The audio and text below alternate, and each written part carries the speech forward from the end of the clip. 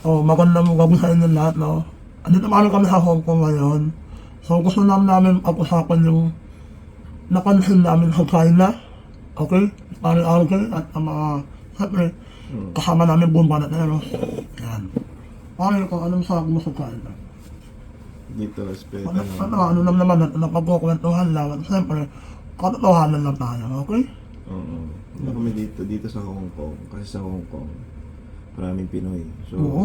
Alam mo, pare, kat. Yung Hong Kong, pare, mga boss, ha? Akala ko yung Hong Kong, Pilipinas pa rin, no? Para ka lang nasa ano? Para ka lang nasa Bugis. Oo, sa totoo lang, ha? Oo. Tapos, napakaraming Pinoy. Sabihin mo lang, kabayan, mga ganun din, ha? Nalilunod. Tapos sabi ko, pera. Totoo yun, pero bulugan kami na ako, bulugan ako na 100 Hong Kong dollars, pero pinakain na namin. Alright, kwenta mo na. tapos siyempre maraming pag-OFW ka dito. Medyo hindi ka masyadong homesick.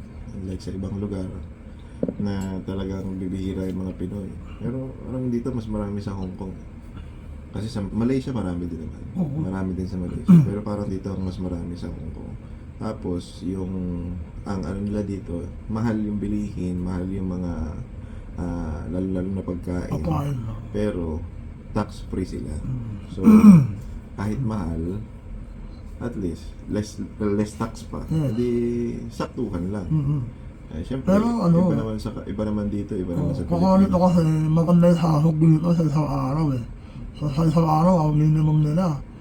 Lalo na pag banda ka, no? Kung malaki, sa araw nila, kumakano na 4,000 to 5,000, no?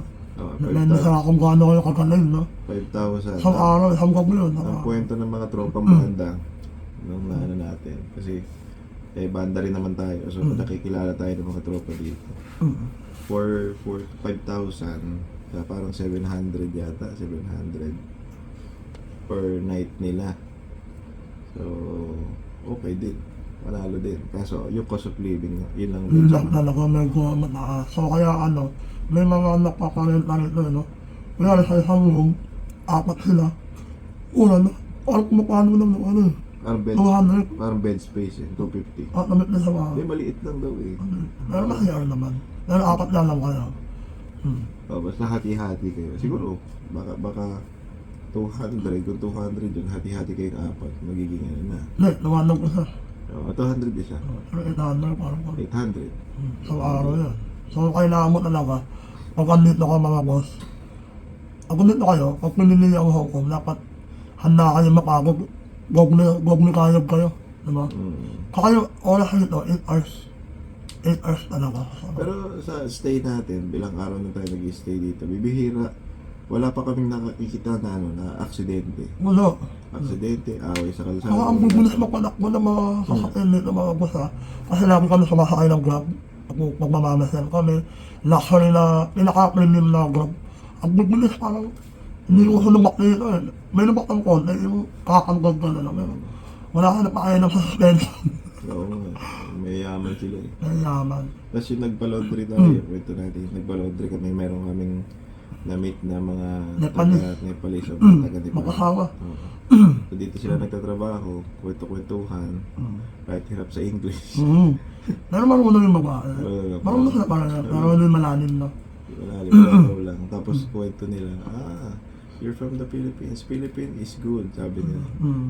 Siyempre, tayo, Banatero, siniraan natin.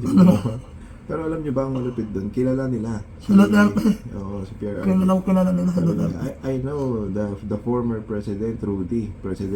Oo. He is good. Yan. Kilala nila eh. Nagulat na ako. Kami naglalagay kami ng gamit sa basket eh. Oo. Kwento-kwento. Tapos, sabi namin, the president now is not good. Dahil corrupt nga ang mga politiko natin ngayon. So, sabi natin, maganda Pilipinas, maraming tourist spot, maraming island. Pero the problem in the Philippines, hindi yung mga Pilipino, lagi kong sinasabi. Ang problema, itong mga politiko natin. Kaya ang hirap eh. Ang daling i-promote ng Pilipinas. Pero ang hirap mahalin ngayon dahil sa mga politiko natin. Kaya natin to. Kaya, kaya. Simpleng-simple lang tong yung ganito kaganda, kaya natin. Sa kanila, gumagawa pa sila ng tourist spot. Gumagawa pa sila ng mga artificial Island. spots para ma-promote o para magkaroon sila ng tourism. Samantalang tayo, andyan na, nakalapag na, di ba? Pagandahin na lang. Oo. Di ba? Saka ano yung experience naman natin sa China. China. Sa China, ang Ano to, sa mainland na. Ito kasi Hong Kong is part na rin ng China to. So, pag-usapan naman natin yung mainland. sa mainland, doon ang halos konti. Halos wala kami nakikita mga Pilipino. Meron din. Konti lang ano. Pero konting-konti. Dito marami, pero doon konti. Ang ano lang, kaibahan lang doon, sa tingin ko mas ano sila doon, mas Pino yung galaw nila. Oo, mas Tahimik. So ano ko maramdam mo may gobyerno boy. Oo. Ano kung pag-stop lang eh. Tapos mahalaga sa kanila yung buhay ng tao. Ano mo yung kanina, nakasama ko na sa vlog ko eh. Sabi ko nga sa inyo, yung mga naka-e-bike, uy, mga higa ano. Kahit naka-stop, nag-go sila, tapos gumagaan sila sa sidewalk. Tapos pag wala silang helmet, tapos ang umiiwas pa yung mga sasakyan, wag mabilis. Umiiwas talaga yung mga Pero sasakyan. meron din mga makukulit, may mga loko-loko din na mga nag-i-e-bike. Siyempre, hindi naman yung perfecto, hindi naman pare-pare sa ugali. Pero, hindi sila, wala kang nakikita yung kagaya sa atin na ang daming road rage, banggaan, siksikan. Oo, may mga ano din, pero hindi sila yung nagkakainitan, wala. hindi nagsisigawan, Buhinaan lang sila. sinahan, oo. Oo. Pero yun yung pinaka napansin ko din na ano sila, disiplinado. Sobra. Disiplinado yung mga Chinese. Ito hindi natin sinasabi dahil ano tayo na pro-China daw tayo, ginaganon. Hindi, no? Gusto lang natin maintindihan ng bawat Pilipino na itong magandang bagay na nangyayari dito sa ibang bansa o yung nagagawa ng ibang bansa, kaya din naman sana natin sa Sobrang Pilipinas. kaya mo Ang nagiging problema lang talaga, walang initiative, walang political will yung mga namumuno. Kaya magmumukha tayong basura. Kaya, pag nanakaw eh. Bunta ka na, wala kayo makikita na mukha ng politician naman. Ang bunasa, para lang sa ang bunasa nila, may nakapangalan ng politiko. Wala. Ang bunasa nila ng pangalan ng city. Guamsu. Yan lang. Ako yung mga bumbero ng bul, ang lalaki ng bumbero ko. Nakakita ko ng bumbero ko, pare. Alam mo yung bumbero, kahit na ng Davao City. Kanong kalaki ko eh. Kanong kalalaki yung bumbero ko. Ay, yung mga kayak ko. Nalakita ko ng sa Davao City. Yung may mga namkipano, yung mga kaganit pa na hagdanan ko. Tapos ano boss, yung mga boss, ako naman napansin ko naman yung ano, yung every ano eh, wala ka every 1 kilometer, kasi samayo kami ng bonnet na rin. So nakikita namin lahat ng daanan. Every parang barangay eh. Every barangay, may high-rise boy. May pabrika. Kaya nga, Lahat. Kaya nga ito yung nakwento ko, naalala ko to dun sa kinikwento ni Pastor, tsaka dun sa gusto niya mangyari na yung nangampad niya siya. Ang galing lang gusto mangyari, Pastor. Ang solusyon niya sa mga squatter, sa mga informal settlers na ililipat doon sa isang community, sa isang lugar, nabibigyan ng sariling bahay, yung maganda, para silang middle class, may tubig, may kuryente, tapos bibigyan ng sasakyan, tapos yung sasakyan lang ang babayaran. Ngayon, paano makakasurvive yung mga yun kung walang trabaho? Ang nagiging problema kasi ng mga squatter, pag walang trabaho, bumabalik sila dun sa dati kasi dun sila nasanay, dun yung comfort zone nila. Ngayon, para mapaalis natin sila dun, kailangan nila magkaroon ng trabaho. Ang gagawin, magkakaroon ng mga company doon sa community ng mga sa squatter, tapos dun sila lahat papasok sa magtatrabaho, tuturuan sila kung ano yung mga gagawin nila. Ngayon, pasok trabaho. Ngayon, yung mga investor magtatayo na ng mga building doon kasi may pera na yung tao. Ibig sabihin, lalago na yung lugar na yun, magiging community na, magkakaroon na ng mga malls, mga pasyalan, mga businesses, mga offices, 'di ba? Yun yung gustong mangyari sana ni Pastor, na hindi ko alam kung bakit hindi naiisip ng mga politiko natin na kayang-kaya naman natin kasi maraming may gustong mag-invest sa Pilipinas, pero ang nagiging problema dahil nalalaman nilang korap ang itong mga politiko natin, natatakot na sila. Di ba? Imbis na mas maraming trabaho na sa Pilipinas dahil doon sa mga ginagawa nila o dahil maraming trabahador na sa Pilipinas kaya mag-i-invest na sila dito. O, tapos ilolowas natin yung mumurahan natin yung labor pero pasok pa rin. 'Di ba? Kasi 'di ba ang pinakamurang labor dito sa China. Ngayon, gagawin natin sa Pilipinas na sakto lang. Sabihin na natin kung isang araw, 1,000 kung kaya naman 'yun, 'di ba? Pero araw-araw ko, ang pinaka-problema natin, alam mo ano, puso ko na lahat yan. Simple yan. Alam mo kung ano, niralo ko. Isa pa yan. Number one number, kaya wala tayong investor. Ano ko rin, may mahal eh. Tubig ba? Kasi na nakapanigulan tayo ng tubig, no? Ang mahal ng tubig natin. Dapat dapat ang meron ko mapapa lang. Okay, lalo na pagdating sa manufacturer or mga businesses na manufacturing, dapat mapapa lang sila ng yan. Kasi ano yan eh, yung Meralco, alam ko, ano yan eh, yung government yan dati, nasa government yan dati, binenta lang kay I think Pangilinan o Lopez ba yun? Lopez na tayo, alam ko. Basta binenta ng gobyerno, hindi ko alam kung sino presidente. Cory raw eh. Cory ko naman na. Hindi ko alam kung sa Cory o sa Pinandramas. Pero nakipala yung siya. So nagka-problema. Makaas po. Ako sila yung nakukontrol ng presyo. Sila. Ano ko, eh. Sa gobyerno yan, di maganda sana. Kaya nahihirapan din tayo magkaroon ng yung sa EV natin, yung mga electric hindi cars. nag-boom eh. Hindi mag-boom. Nahihirapang mag-boom kasi mahal na kuryente natin. walang kuryente. Tapos ang maganda pa nito, napansin ko sa China, namamura ko. Kaya mura kuryente nila. Sa palagay ko na ho. Kaya mura ang kuryente nila mga boss. Marami kasi na nakapukuha ng energy source. Solar, windmill, water, yung water Hydro power station. galing sa dam. Power plant. Tapos hindi nakita ko na isang haba, puro windmill mga boss. Ang lalaki pa. Sabi ko ba sa inyo, nakahalos pa naman libo yun eh. Nakatulog ako, may windmill pa rin eh. Sumunod pa rin doon. Gusto mo nagmamalaki ni Marcos yung windmill nila, hindi naman siya nagpagawa. Parang tanto. Tapos yung windmill niya, wala kaya ng gulat na pera kasi. Parang 10 lang na. Napunta ko yan yung windmill. Ilocos. Napunta ko. Wala kaya kang 20 pera kasi yun, hindi pa sa kanya. Nabilang eh, nagmumotor kasi kami nun eh, North Loop kami nun eh. Ano, harap ko na. North Loop kami nun, ang gamit kong motor ng Click 125. Makikigun mo eh. Tapos, ang pinaka hindi ko makakalimutan doon, pagdating namin ng Pugod po, nagpahinga kami. Tsaka may Bombay ako boy. Wala ligo-ligo, 24 hours, may biyahe kami.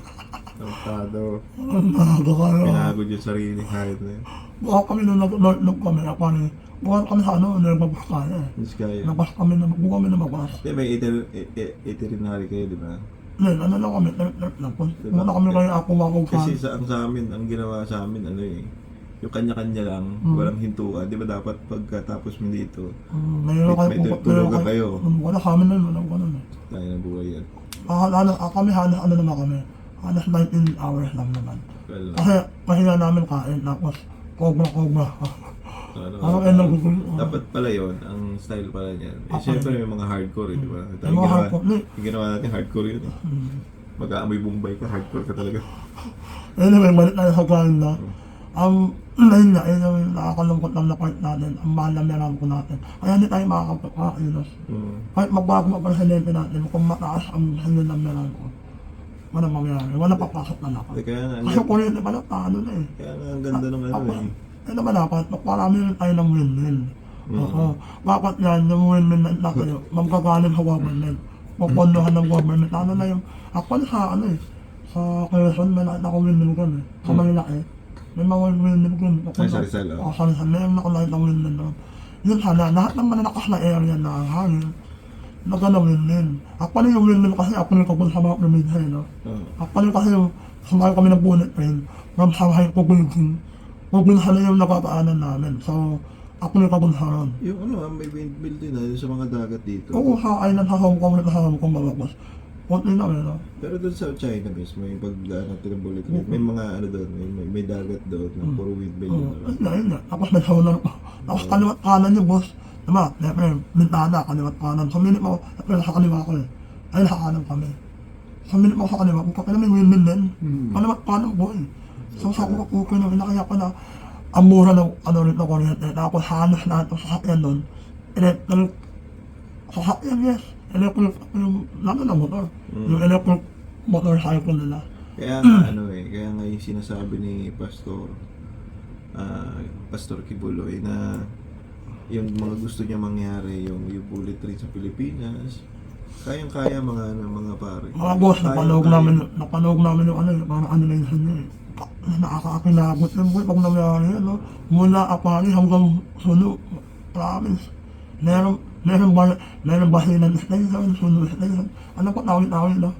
Ang maganda kasi doon, diba, halimbawa, turista ka, tapos pupunta ka doon sa Bicol, siyempre, yung mga madadaanan mo, yung mga tourist spots sa Pilipinas, doon papadaanin yung bullet train. So, ang tendency, hindi ka maboboring. Makaka-amaze ka na, no? Makaka-amaze ka, Tapos, makikita mo. ang ganda na sa bunot na rin niya eh, merong nakakanita yung mga operator na yung konsila, malalaman mo eh, magiging ko Parang eh. field trip ba?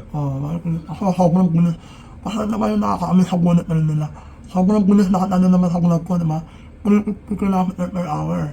Pero sa loob nakakatayo ka, normal, oo. Tapos yung kape mo, ano ko na ng konti. Nakatulog nga ako doon.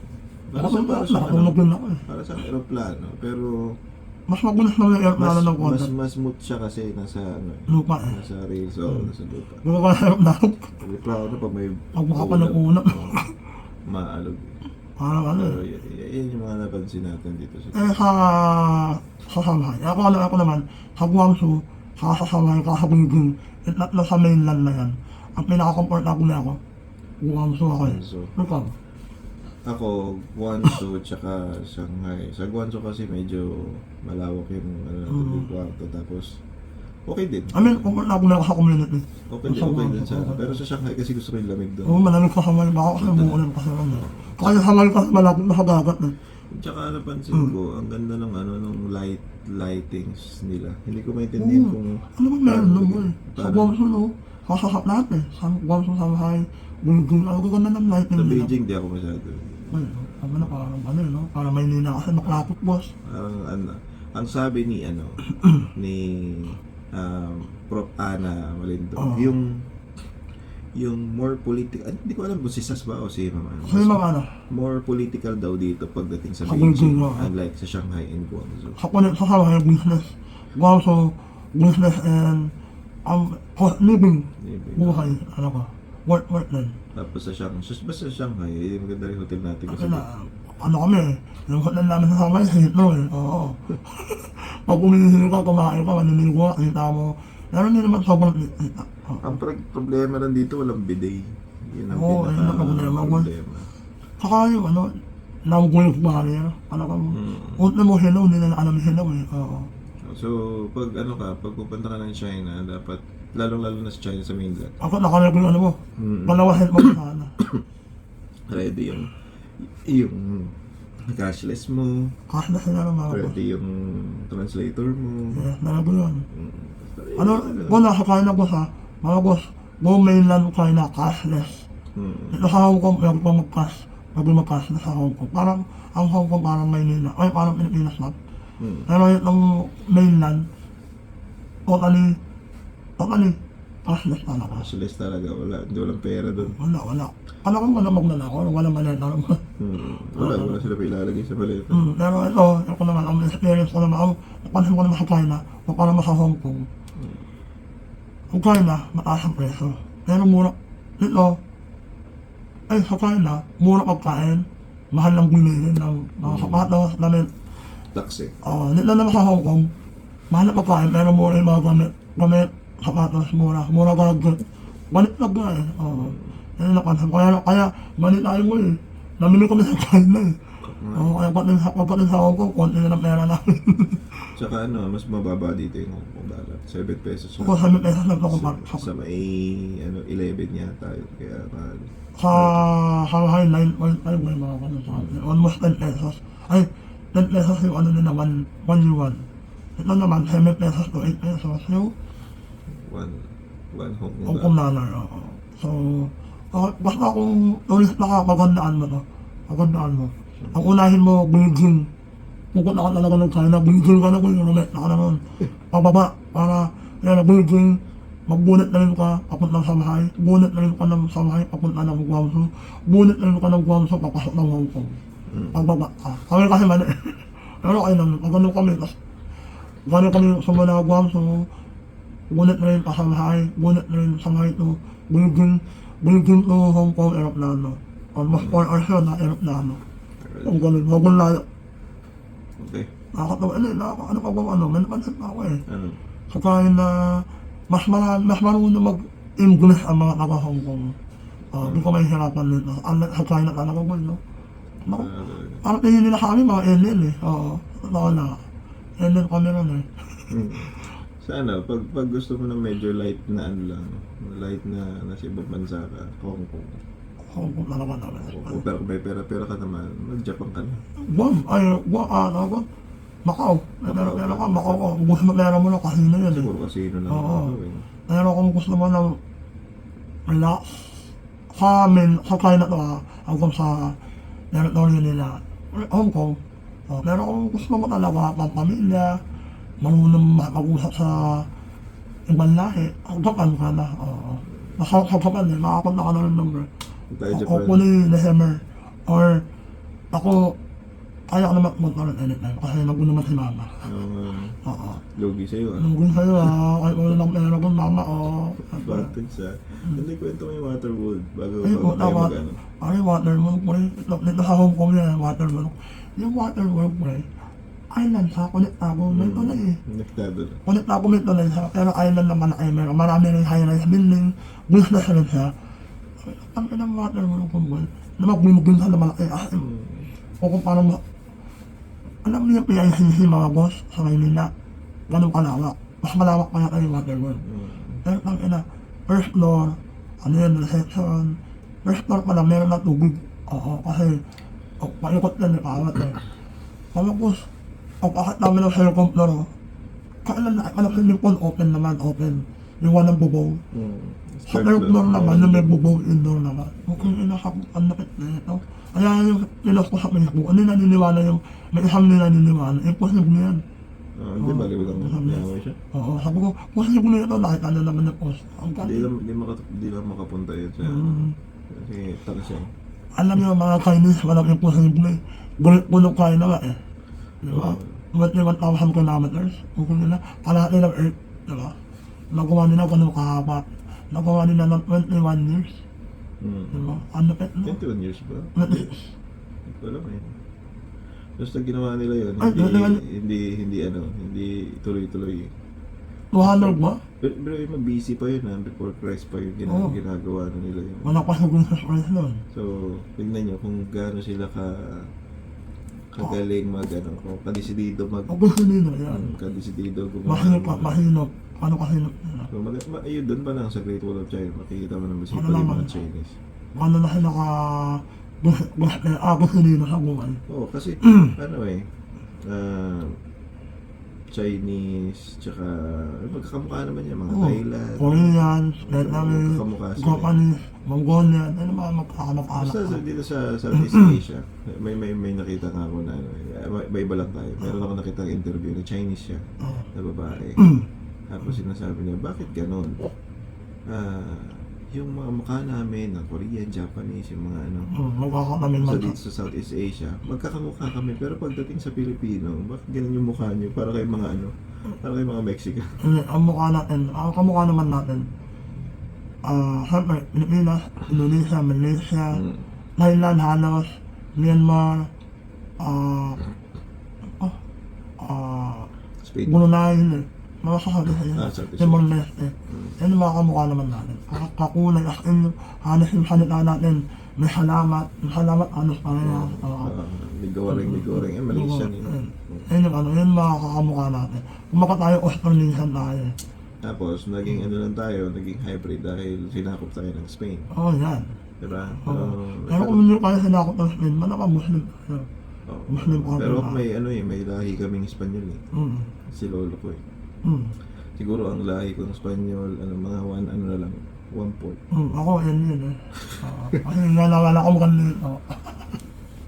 Ano ba wala na. Wala na eh. Basta yun lang mga boss. Nandito kami kasi inano kami ni Pastor Gugoloy. Ano ba? Nalit tayo kasi marami na po kami kaso.